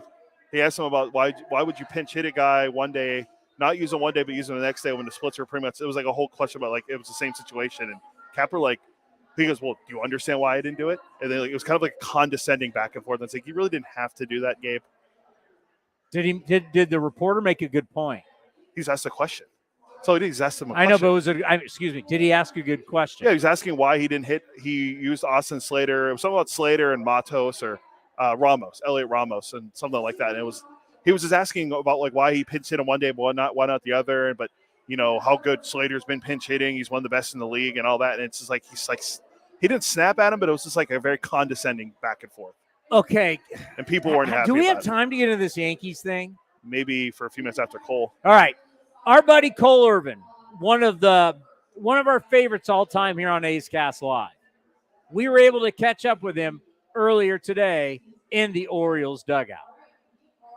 It is great to have you back on A's Cast Live. It's tough to see in the Baltimore stuff because we love you so much as an A, but appreciate you coming on. How are you? I'm good. I'm glad to be here. I'm always happy to come on A's Cast and spend time with you, so it's nice to be in the Coliseum again. Well, a place that I think a lot of success for you. You're going to be going tomorrow, but I just think about when you came over from Philadelphia. I remember we were talking about your growth and your transition to prove that you belong, to pitch every 5 days, and you proved it here to yourself and everybody in baseball. This place has to have a special meaning to you. It really does. Every time I come back here, anytime I came to the field, I was always excited to be here, be in the green and gold, and then now coming back, it's like, there's parts of this place that I miss, and we're winning here in Baltimore, so there's part of that's definitely glued to. I love winning, but But at the same time, there's a lot of stuff, I was walking around before you guys came out here, walking around on FaceTime with my wife and just reminiscing about some good things that, we were part of in the Oakland community and just being back in Oakland for the first time since being traded. So, Oakland's definitely has a special place in our heart and is definitely the place where I became a big leaguer.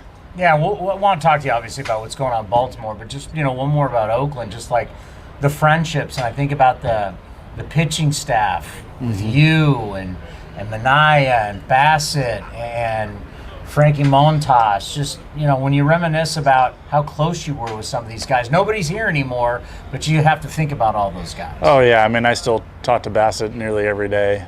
We're sending Instagram memes to each other and stuff. But also on top of that, Sean's really hard to get a hold of, but try to reach out to him when I can. But Frankie and I are probably the closest out of the guys that I've been with and stayed connected with.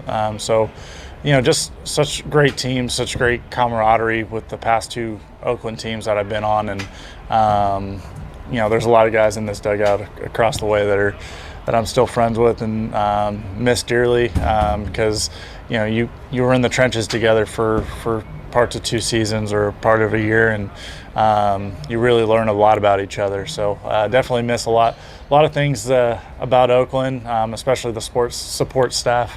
Man, the amount of hugs I've given out already to all the support staff from the training room to the clubbies to just about everyone in that clubhouse. I surely do miss them for everything they let me do. We actually tracked down Sean Minaya during the Giants series. We actually had him on the show. Yeah, it was. It's like Sasquatch. Yeah, it's a rare sighting. Let's just say, great, one of the greatest guys, and he was fabulous when you got him. But let's just say he wasn't on A's Cast or the pregame show a lot. Right. Yeah. You, Bassett, everybody came out. It was hard to get Sean Minaya. Even Frankie. Once Frankie was cool with doing. Without the interpreter, Frankie came out. Minaya was always a tough one to track down. He was great once you tracked him down, but he was tough. Let's talk about the Orioles. That here you go, man. So in our world of the AL East, where it's always Yankees, Red Sox, the little Rays team, Baltimore's been getting its you-know-what kick for years, and all of a sudden here we are. You get traded in. You guys are in first place. Yankees are under 500. Red Sox are in 4th place. You've overtaken the Rays after a historic start. Just like, what has this ride been like?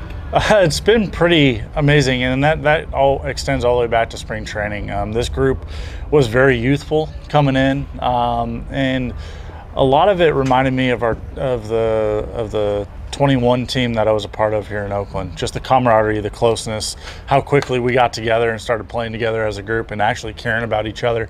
That's what makes good teams win, and there's a lot of that in our clubhouse day to day. A lot of guys care about what's going on in guys' personal lives, to their philanthropy work. Kyle Gibson had a Topgolf event, and I think more than half the team showed up in support of Kyle's event, and that donated to the local community of Baltimore, food drives and some other situations that the group worked with.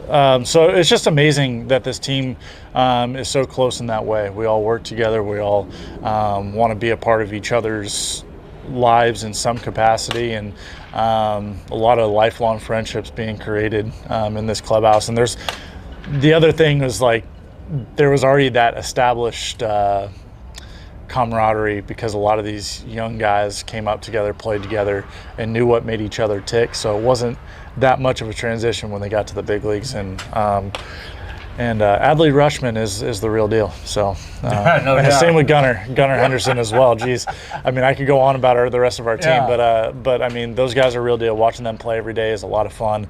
Their work ethic for how young they are is definitely every bit of the word professional. It's so interesting. I've been talking about it with this young core with the A's, and I say, you know what?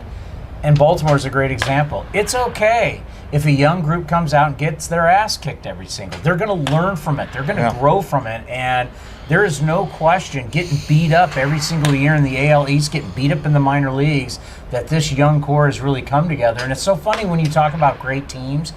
It took you a while before you even got to the talent. You talked about how close the team was first. Yeah, and that speaks to just this clubhouse, this team as a whole. It truly is the definition of team and working together night to night, day in and day out to do whatever the job is to get it done. And sometimes the nights don't go your way, and then that next day, it's nothing happened the previous day. It's just a fresh slate. Guys are ready to come compete every night at the ballpark, and it's a lot of fun to be a part of. Rushman, I mean, you talk about, the talent, obviously, to be catcher, switch hitter, and all of that, but the leadership that he brings at such a young age. I mean, he's the leader of this team that is now the top in the AL East, the big bad AL East. Just what is he like?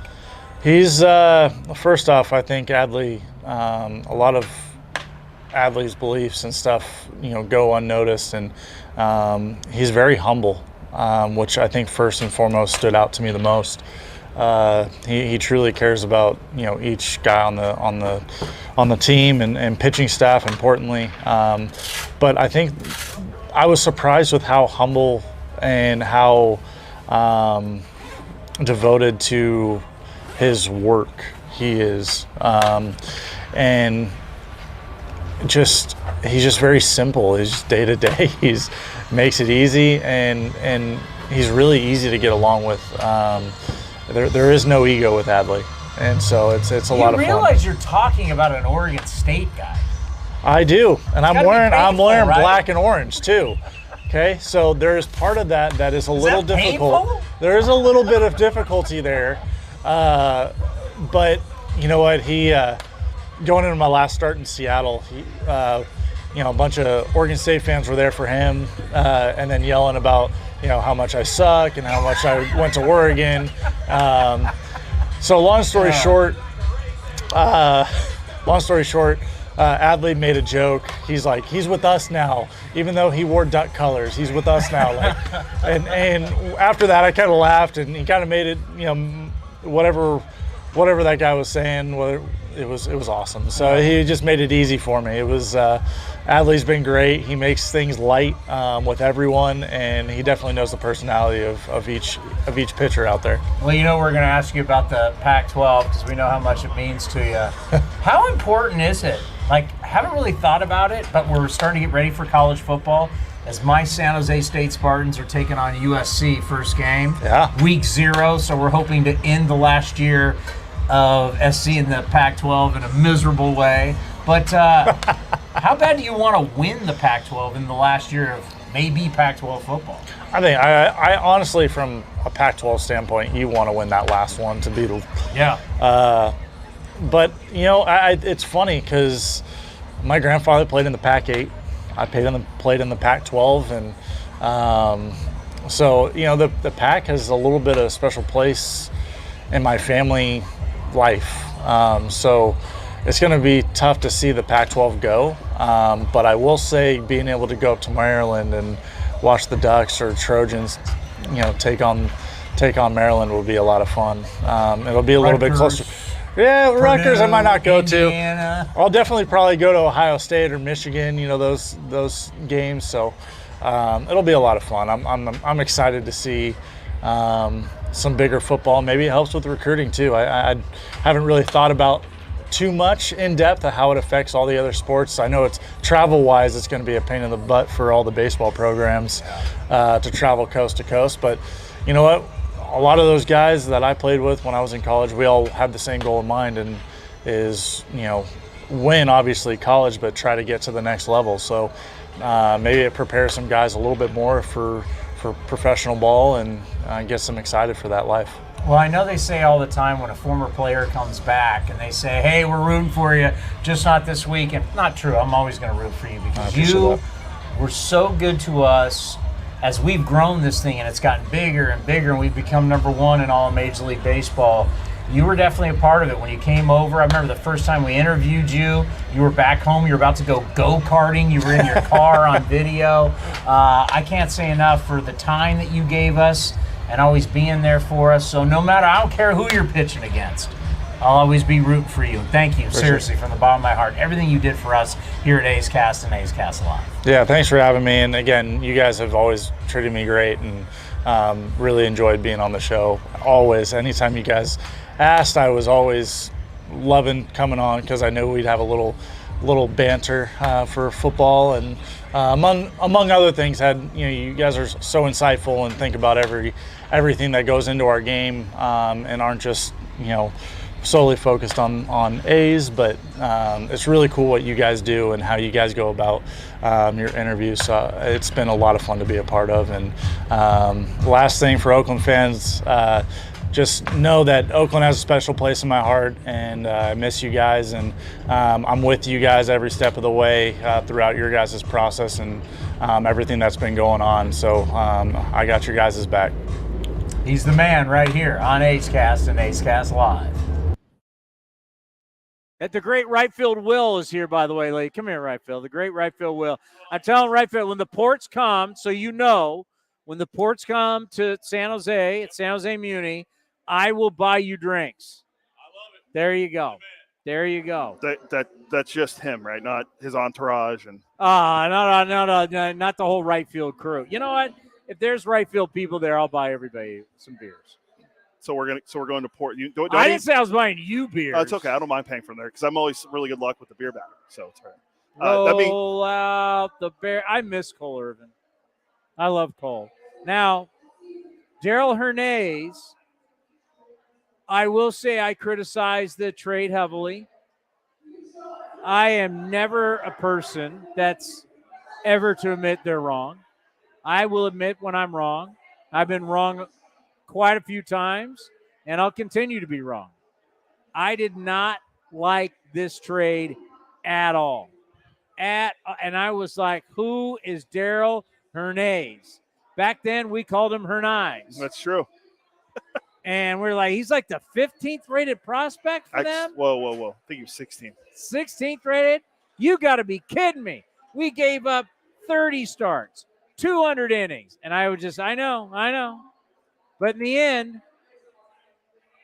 Cole hasn't had a great year, and Hernandez has. And Hernandez is 21.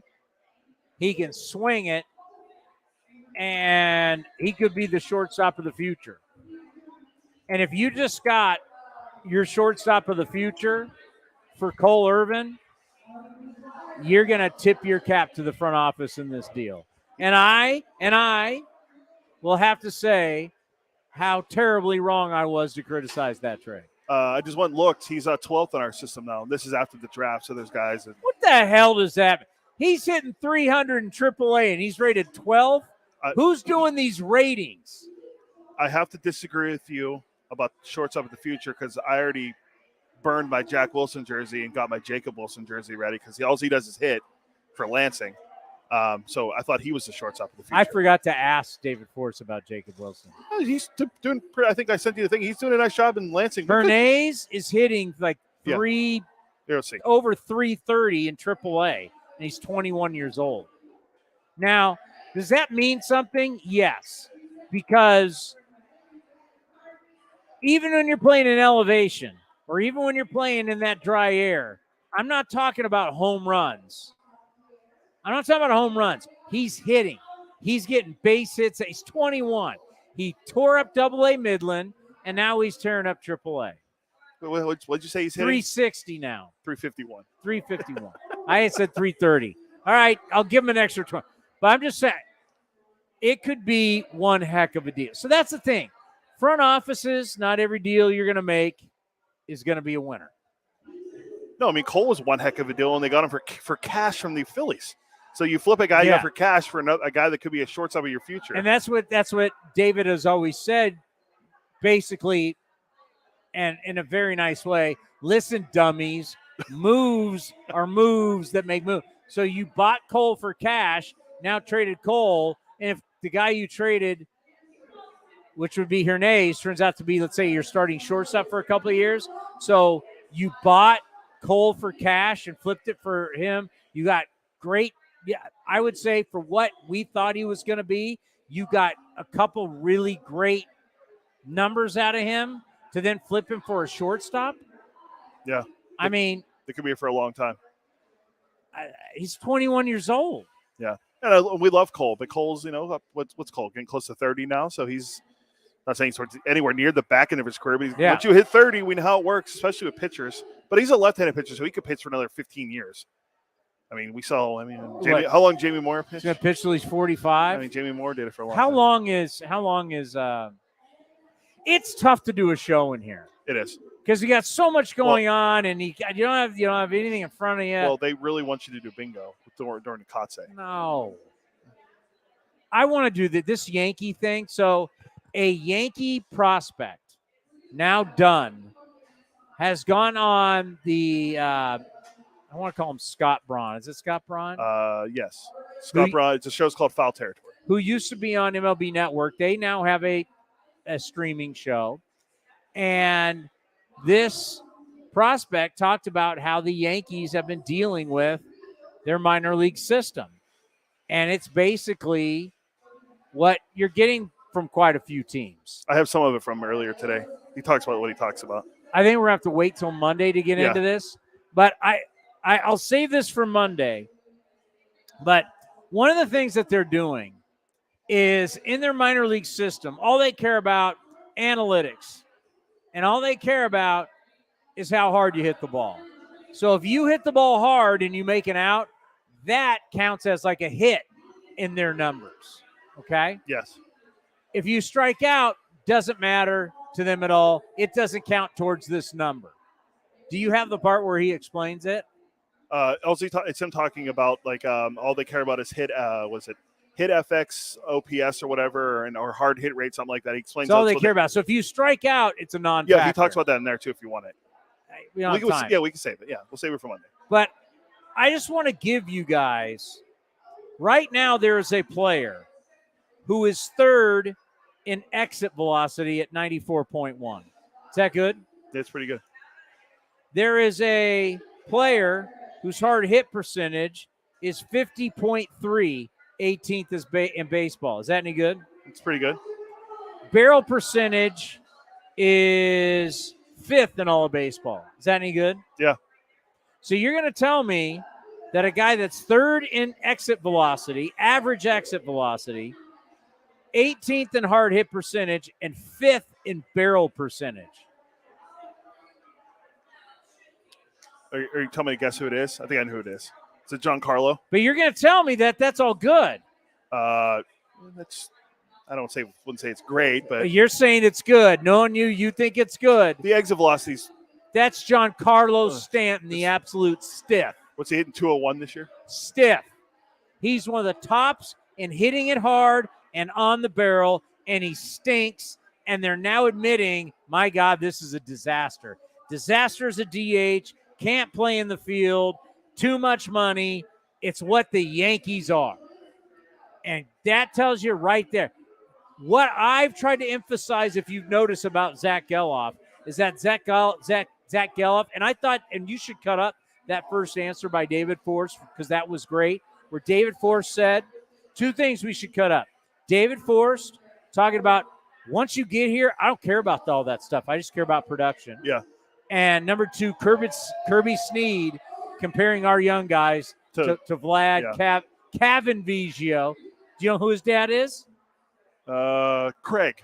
How many hits did he have? Over 3,000. Was that all barrel percentage? What was his hard hit rate? What was his they didn't track it. What was Rod Carew's hard hit rate? Hey, Christian Pache hit the ball hard. How's that working out? Thank you. All I can think about is our social media team. Whenever I hear Christian Pache, when we said, thank you for playing for us. You hit 160. I'm laughing more at the heart you just did than anything. You hit 100 in June. Thank you. I'm gonna assume that the girls taught you how to do that. I get what we're doing. I get it. I just whenever I took a picture of it, by the way. I do have that on my phone. The thank you for everything, Christian Pache. Thank you. The girls taught you how to do that, right? No, I think Geloff No, my kid. That's Taylor Swift. You don't think I've been to 2 Taylor Swift concerts? I'm practically a Swiftie. Dave Henderson. That's a sweet Dave Henderson jersey right there. By the way,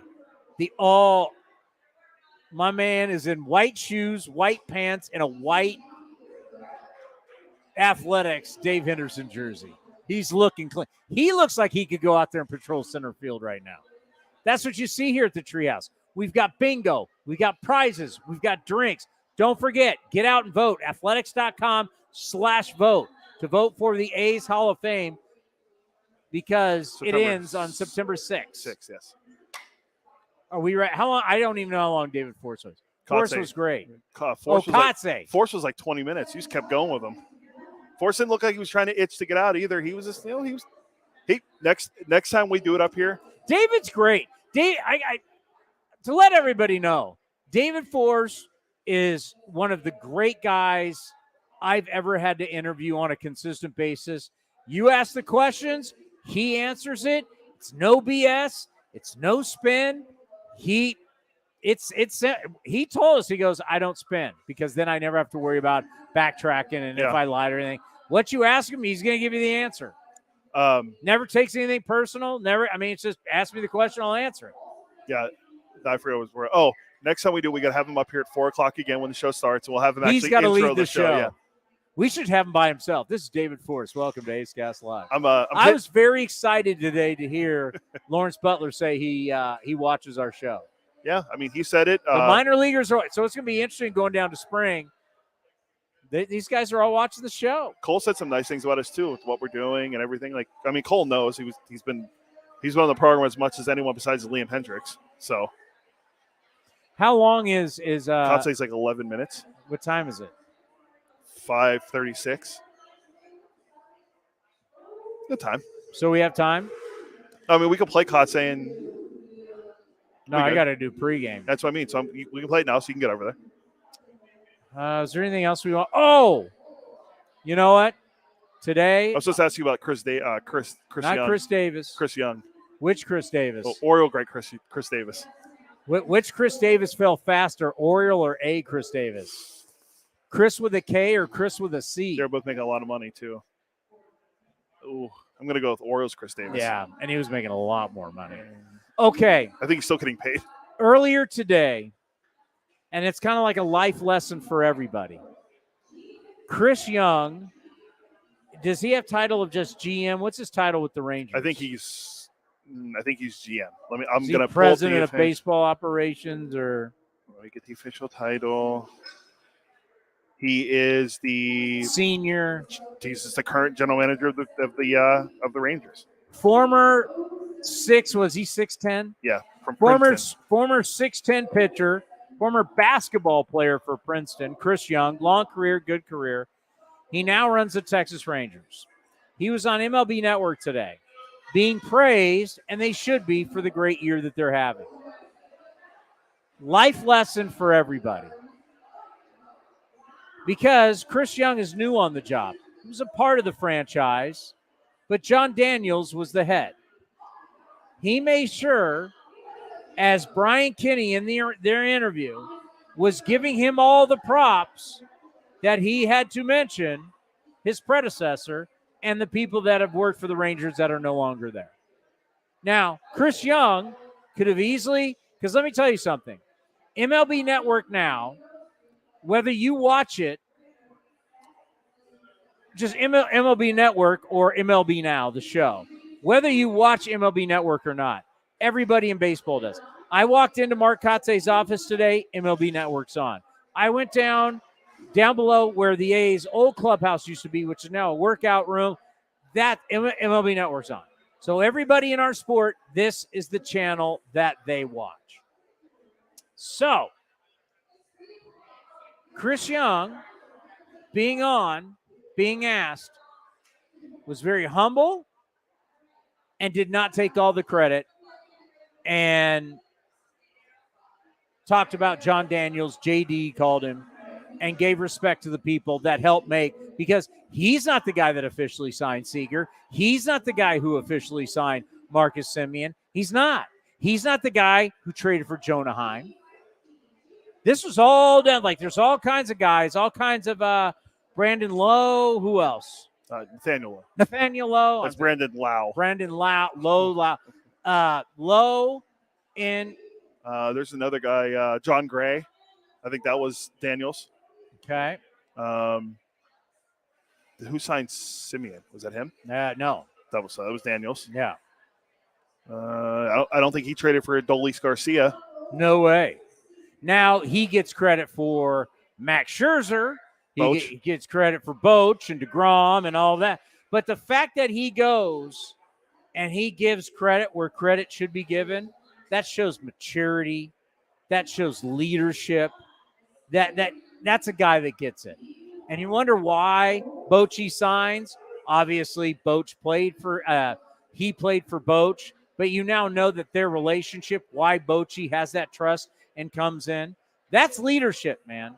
That's smart. Have to give Chris Young a lot of credit listening to that interview and just giving praise to a lot of different people for why the Texas Rangers have turned it around. It's just not look at me, look at the deals that I did, because he knows he was a part working for the Rangers with some of those deals. Yeah. But he wasn't the head guy signing off on it. Yeah, I think he joined the team in 2020 when John Daniels was there. Daniels got a job somewhere else as like a special advisor somewhere. He's still in the sport, but obviously he's not the Rangers president of baseball operations.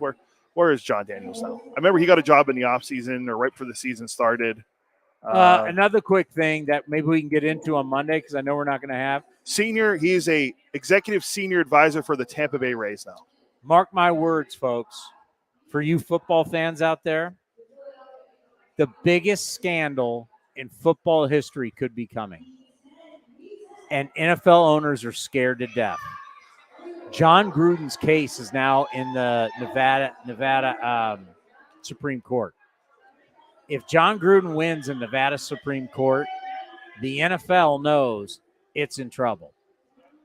John Gruden has said he's not going to be bought out of this.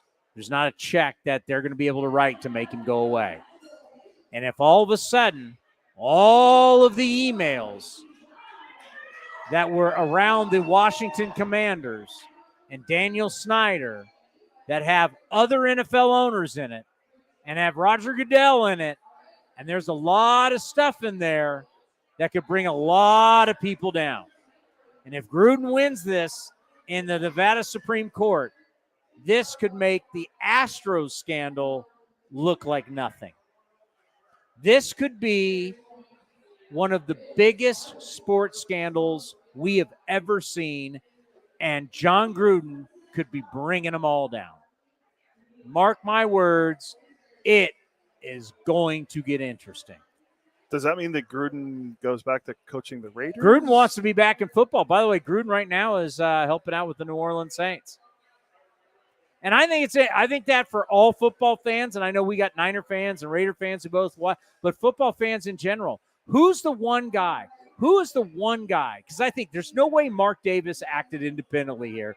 Mark Davis had a bunch of people in the league talking to him. You got to fire him. You got to fire him. You got to fire him. Who is the one guy that's the reason why Mark Davis even got Las Vegas? I feel like this is a trick question. Not Goodell, so it's John Gruden. Jerry Jones. Jerry Jones. You don't think Jerry Jones would be in a circle of these emails? Oh, for sure. What are the owners? And what were these emails?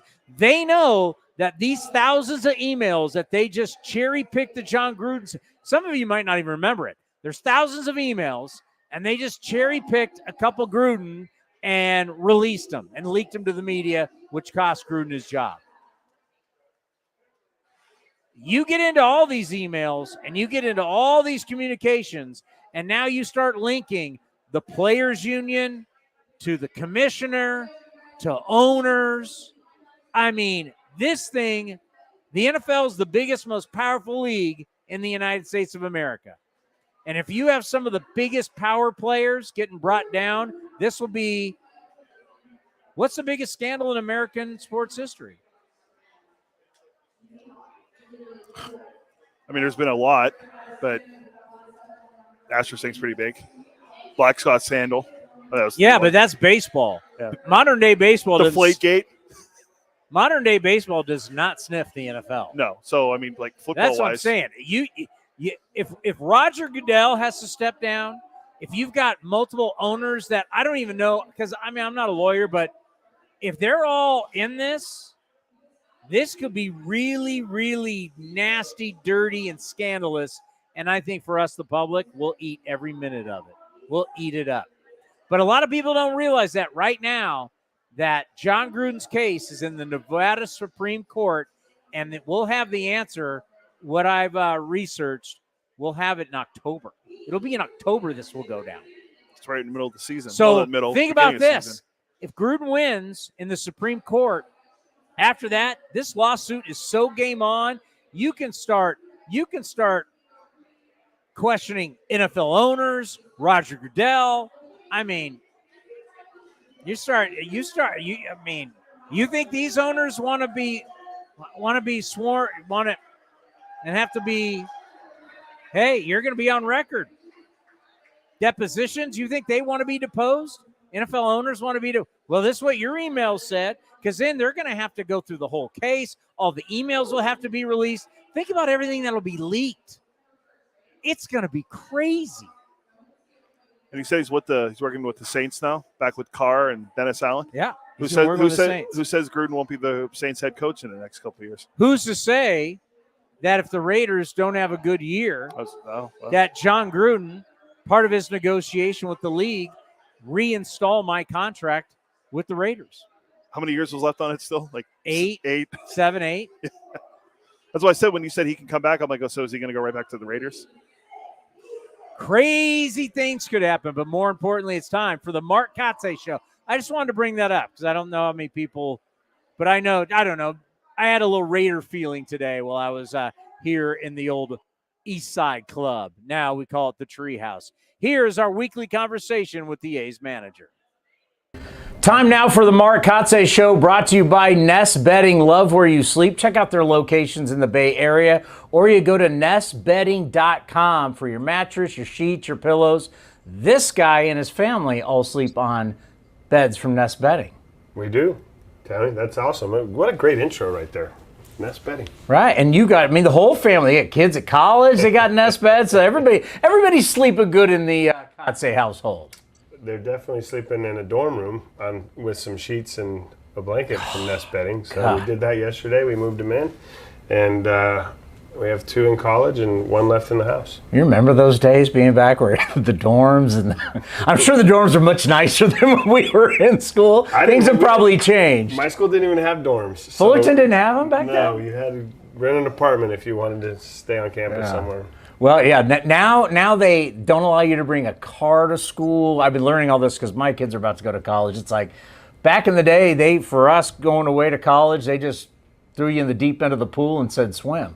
Yeah, no, there's a lot of hand-holding right now. When I think about what's been going on with your ball club, there's a couple guys that are very exciting. And I mean, with you, we're going to keep it realistic. We're going ballistic over Geloff. But just, from your standpoint, being in the game a long time, to watch a kid who has a lot of promise coming up and then starts out as hot as he has. What has that been like? No, it's been fun to watch. Definitely not expected for Zach to come here and accomplish what he's accomplished so far. He's being mentioned in the likes of some really, really great players in Oakland A's history and in the game, for that matter. The extra bases, runs scored number that was out on, I think, Instagram I saw. I think there's 4 players that have done that as rookies. So Zach's got a great start to his big league career, and it's great to see. It's great to be a part of, and I hope everyone that supports our club can come out and watch him and appreciate what he's doing right now. I think about in a game where we talk so much about barrel rates and exit velocity and all this kind of stuff. A great hitter gets hits, hitting it hard, and also not hitting it hard, and hitting it everywhere. We've seen home runs foul pole to foul pole. We've seen base hits off the walls, left center, right center. We've seen just some contact flares into right. Just talk about how, as a hitter, he's doing everything, hitting it hard, but also just getting base hits. No, you described it. I don't know how much more I can add on to that.